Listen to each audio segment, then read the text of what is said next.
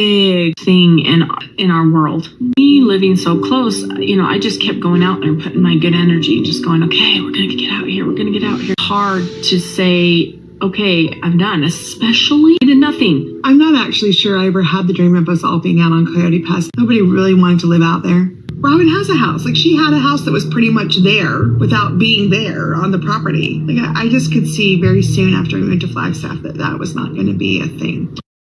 Hi besties, welcome back to my channel. You all know that I've been watching and analyzing Sister Wives here for almost 6 years now. Not because I'm obsessed with what the Brown family is up to, but because I genuinely care about exposing the truth behind polygamy and the deep harm it inflicts on women and children. Over time, I've seen how this lifestyle damages young men who are cast aside, exiled from their communities, and stripped of a normal life. It breaks entire families and sustains a culture built on fear and patriarchal control, where people are taught that their only path to heaven is through plural marriage and obedience to a man's authority. That's why I continue covering this show, because these stories reveal so much about power, manipulation, and emotional abuse within polygamous systems. Now, let me be clear. While not every woman in these communities is cruel, there are definitely some who are. Some women enable the same oppression that once hurt them, and a few even become just as manipulative and cold-hearted as the men who rule over them. This episode, in particular, really opened my eyes again to just how deceitful Robyn Brown can be. It wasn't just what she said, it was also what she didn't say that spoke volumes. Her silence, her deflections, her selective emotions, it all painted a picture of someone who's not as innocent or victimized as she pretends to be. The Brown family has already endured unimaginable tragedy, especially after the heartbreaking loss of Garrison Brown. That tragedy exposed the cracks that had been hiding in plain sight for years. At the core of that loss was a young man, cast out by his own father, not because of anything unforgivable, but because of Kody's pride, anger, and jealousy. And behind much of that tension stood Robyn, Kody's manipulative, narcissistic wife, who constantly played the victim. Garrison was a truth-teller, someone who saw through the lies, and for that, he was punished. Robyn reportedly bullied and alienated him for years, whispering poison into Kody's ear until he turned against his own sons. For several seasons, we've seen Robyn stir the pot, always finding a way to paint herself as the target while quietly manipulating Kody's emotions. She'd say things like, "I had one of the kids call me about the COVID rules," acting shocked and wounded that anyone dared question her authority. She'd insist, "I didn't make these rules," but still deflected all responsibility. And when things got uncomfortable, she'd say, "You've got to blame someone. I'm an easy target."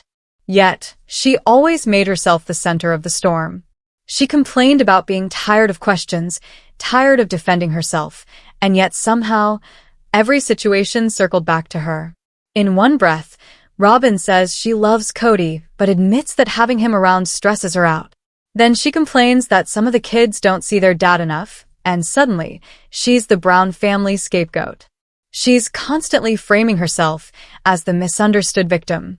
When things fall apart, she subtly blames the others, saying maybe Garrison should reach out or that the boys should make amends. But she never takes responsibility for her role in the divide.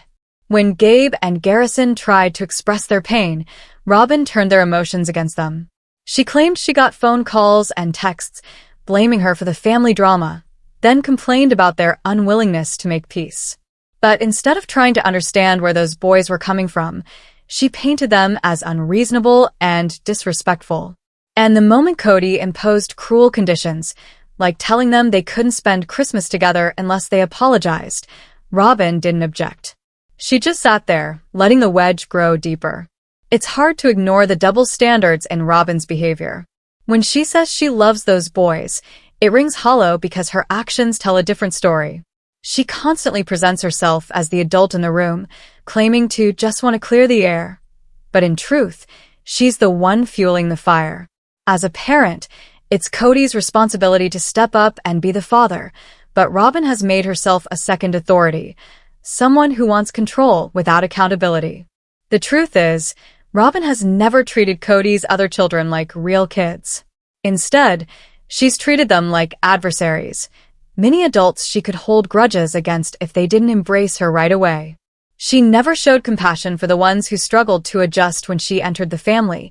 Instead, she blamed them, accusing them of being bullies or disrespectful toward her kids. But anyone who understands blended families knows that conflict among kids usually reflects deeper issues in the home: stress, neglect, or seeing unfair treatment. And these kids weren't blind. They saw how differently Kody treated Robyn's children compared to the rest of them. They watched him prioritize her home, her kids, her needs, while leaving the others to fend for themselves. That's what fueled their resentment. Robyn's whole mindset has always been us versus them. Remember when she targeted Hunter? She painted him as the problem because he didn't immediately accept her authority or the birth of Solomon. When Hunter told her, "You're not my mom," he wasn't being cruel, he was just being honest. But instead of handling it maturely, Robyn used that tension to further divide the family, turning normal teenage frustration into lifelong grudges. As a mother myself, I know how hard it can be when children clash, but holding those grudges as an adult and using them to gain sympathy is beyond toxic. Robyn calls herself a great communicator, but if that were true, she would have understood long ago how her manipulation of Kody against his own children would cause lasting pain. That dynamic was painfully clear in this week's episode. When the topic of Mykelti's move came up, Robyn was nowhere to be found. Not one interview, not one soundbite. This was a woman who once called Mykelti her baby, who loved to parade her bond with her. Yet now, she had nothing to say. No emotion, no reflection, no defense. Christine spoke about Mykelti's move, saying her daughters simply wanted distance from all the family drama, and that makes sense. Mykelti had been caught in the middle for years, torn between loyalty and peace. After Garrison's death, Mykelti's relationship with Robyn changed completely. She saw through the fake tears and hollow gestures. Robyn's reactions didn't match what anyone would expect after such a loss. They were inconsistent, distant, self-focused. Instead of uniting the family, that tragedy only exposed deeper fractures. And still, when the episode aired, there was nothing from Robyn, no compassion, no accountability, only tears for Coyote Pass and the so-called money walking out the door. Robyn cried not for her stepson, not for the pain of a broken family, but for a piece of land they'd done nothing with for 5 years. That emotional disconnect says everything. Robyn got emotional over what she called the symbol of their family. She said it over and over, maybe 100 times, that it still mattered, that she needed time to get over this, but she couldn't. Meanwhile, Kody was saying they might as well move on and sell. And Robyn? She kept crying over a piece of land that's been sitting there untouched for over 5 years. No house, no infrastructure, nothing but dirt and trees. Raw land. Yet, she clung to it like it was sacred ground. It became clear in this episode that Robyn herself was the reason nothing had moved forward. She's the one holding on to some fantasy, this imaginary version of polygamy that doesn't even exist anymore.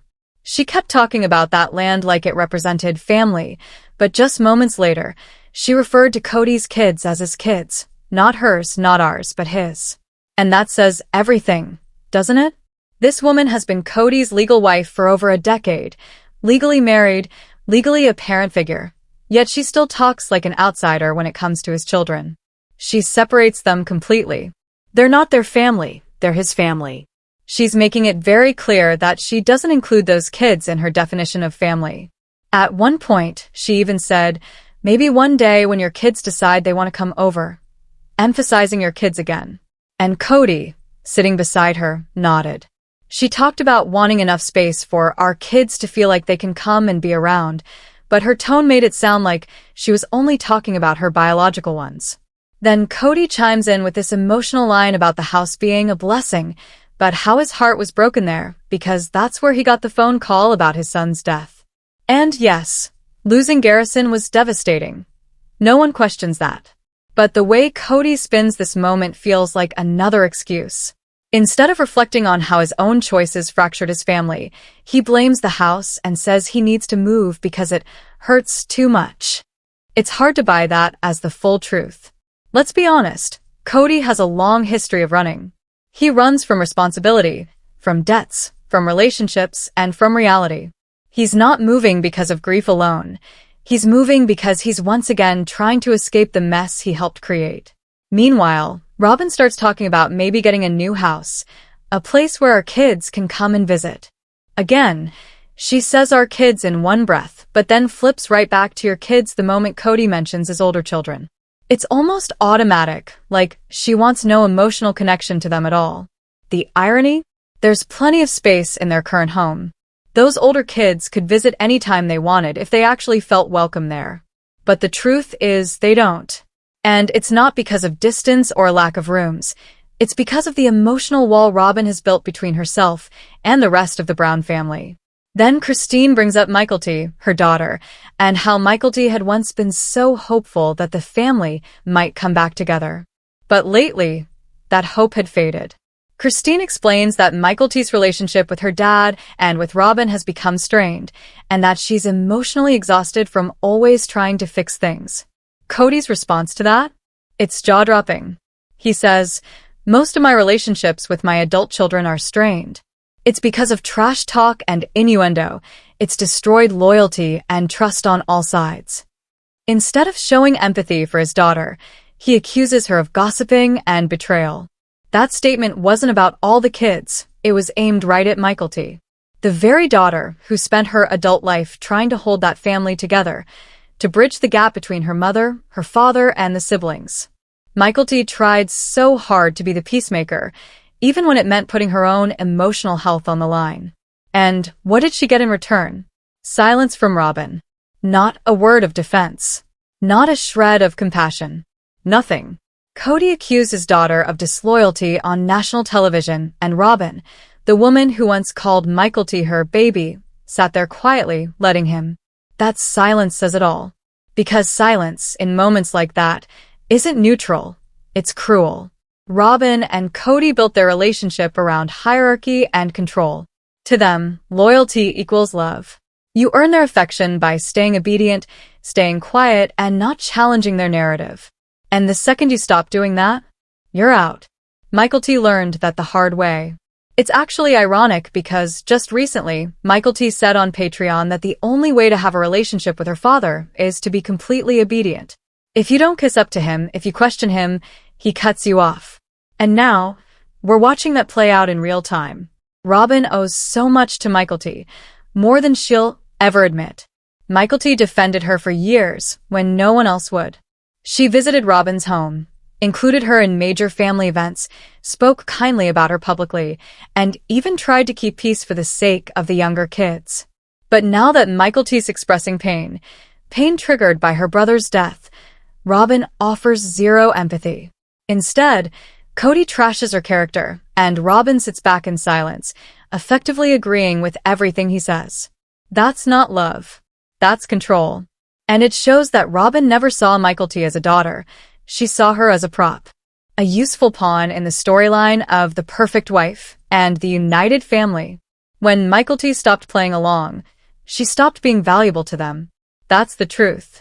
Kody and Robyn's love for Mykelti was never unconditional. It was based on obedience, loyalty, and image. And now that she's finding her voice, after all the pain, loss, and manipulation, they're trying to silence her the same way they did with everyone else. It's heartbreaking, but not surprising. Because if you've been watching long enough, you know this is Kody's pattern. He elevates the kids who worship him and pushes away the ones who call him out. And Robyn? She stands by, pretending she's innocent, when she's been enabling it all along. And maybe that's why Mykelti's finally done. She's seen it happen to her siblings for years. She's tried to fix it, and now she realizes that she can't. That's what grief and betrayal do. They open your eyes to who people really are. Robyn starts talking about wanting room for the grandchildren, saying she wants a space where our kids can return home and feel safe, like they've got space. Then she adds, and space for your kids too. But even as she says it, that separation between our kids and your kids stands out like a flashing sign. It's always her kids versus his kids. There's no sense of unity, no shared family identity. Then Kody chimes in, mentioning Truly, saying that maybe if they had enough space, she might come and stay. And that's when it becomes painfully obvious just how performative this whole moment is. Because anyone who's been watching knows that Truly doesn't visit her dad's house. Not because there isn't space, there's plenty of space. She doesn't go because she doesn't feel welcome. Truly has a room in that house. She's been there once or twice. But every time she went, she was treated like an outsider. Kody always focused his attention on Solomon and Ariella, Robyn's kids, while ignoring Truly. He made her feel invisible in what was supposed to be her father's home. So, when Robyn and Kody suddenly start talking about making space for her, it doesn't sound heartfelt. It sounds strategic. This is not about family healing, it's about appearances. Kody only started talking about wanting to make room for Truly around the same time Christine was preparing to take legal action, suing him for child support and visitation rights. That timing isn't a coincidence. Suddenly, Kody is on camera saying all the right things, pretending to be the dad who wants to reconnect. But in reality, it feels more like a PR move, a way to make himself look like the caring father before court. And even Robyn's reaction exposes the truth. When Kody mentioned Truly, Robyn literally rolled her eyes. It was such a small gesture, but it spoke volumes. Then, the moment they shifted the conversation back to buying a new house, Robyn lit right up again, suddenly invested, suddenly emotional. But it wasn't about family. It was about space. She kept circling back to that word, space. All she really seemed to care about was getting a bigger house. Kody even tries to make the discussion sound mutual, saying things like, "Let's just look for the home that you want." And Robyn quickly corrects him, "That I want or we want." It's the perfect example of their dynamic, Kody pretending to be the leader while Robyn subtly makes sure she's the one steering the ship. He jokes, "When mama's happy, everybody's happy," but she doesn't even laugh. She pushes for more. "I want my space, my business, and a place for the grandkids. And Truly, just give me some time." It's all about her terms, her comfort, her control. And Kody, as usual, just goes along with it, nodding like he has no will of his own. He knows that the only way to keep Robyn content is to keep spending. Spoil her with luxury, feed her ego, and keep her comfortable enough not to question him. That's why, in this episode, she's seen wearing a $3,000 watch, a symbol of the kind of lifestyle she's maintaining while the rest of the family struggles. It's almost poetic, in the most twisted way possible. So when you step back and look at this whole episode, the message is clear. Robyn and Kody have shown their true colors. There's no compassion, no accountability, just manipulation, greed, and image control. They threw Mykelti under the bus, turned their backs on the kids who needed them most, and now they're pretending to care for optics. Robyn's mask has completely slipped. The gentle, innocent victim she's played for years has vanished, revealing someone cold, calculated, and shockingly cruel. And the way they've treated Mykelti, a daughter who stood by them longer than anyone else, is just disgusting. It's heartless. So what do you think, besties? Drop your thoughts in the comments below. I'd love to hear how you felt about this episode because, honestly, it's one of the most telling ones we've ever seen. Don't forget to give this video a thumbs up, subscribe if you haven't already, and hit that bell so you never miss an update. Thanks so much for watching, and I'll see you next time. Bye, besties. Red heart.